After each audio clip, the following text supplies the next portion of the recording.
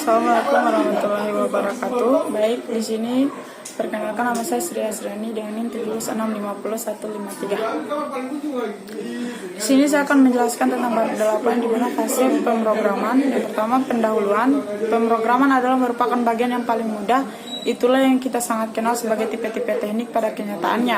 Terus masuk pada daftar pemeriksaan pemrograman. Sebelum Anda memulai pemrograman, jawablah pertanyaan berikut. Yang pertama, apakah pemeriksaan desain memerlukan pengerjaan kembali? Yang kedua, apakah sumber daya yang direncanakan dan programmer masih tersedia? Yang ketiga, apakah orang-orang ini telah dilatih?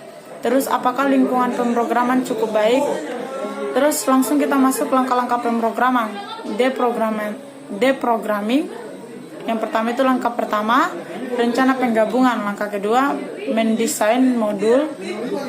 Dan yang kalaupun arti pertimbangan lainnya adalah jika pemecahan modul yang dihasilkan adalah sangat penting yang memerlukan prioritas seperti adanya respon user friendly atau konsisten, perancang bisa melanjutkan ke tingkat yang lebih rendah. Tingkat pemecahan dari desain dinyatakan dengan kontrak.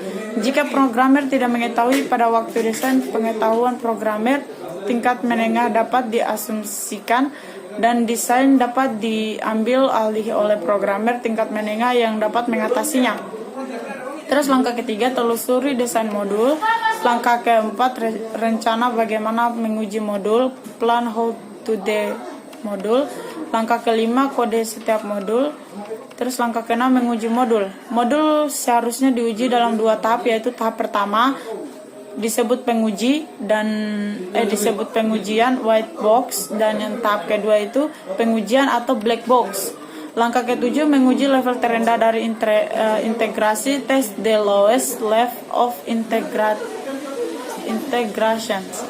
Terus langkah 8, menyimpan semua hal pengujian penggabungan modul-modul yang telah diuji.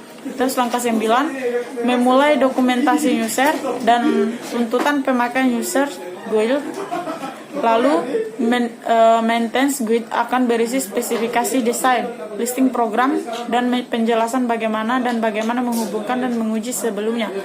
Terus peralatan program, bahasa pemrograman, terus LSE atau dia bahasa sensitif editor, terus pendeteksi atau debugger, terus masuk di kode manajemen sistem CMS. Seringkali disebut manajer konfigurasi. CMS tidak tersedia untuk semua bahasa pemrograman.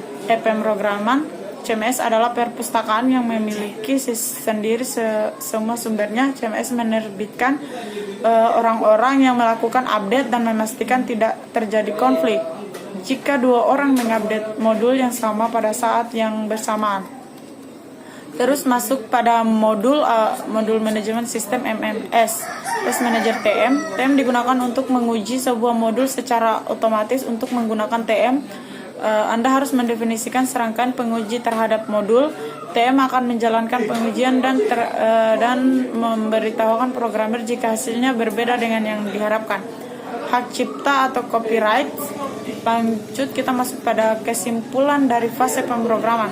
Berikut ini beberapa pemikiran tentang pemrograman atau programmer. Programmer selalu meremehkan tugas. Mengajari mereka pesimis merupakan hal yang salah. Pada akhir fase pemrograman, lihatlah hal utama berikut ini.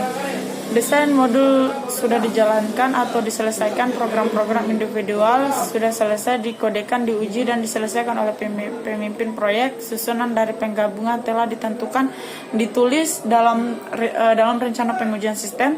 Yang keempat, tanggung jawab terhadap dokumentasi user telah diberikan, dan jika Anda beruntung, hal tersebut telah dilakukan.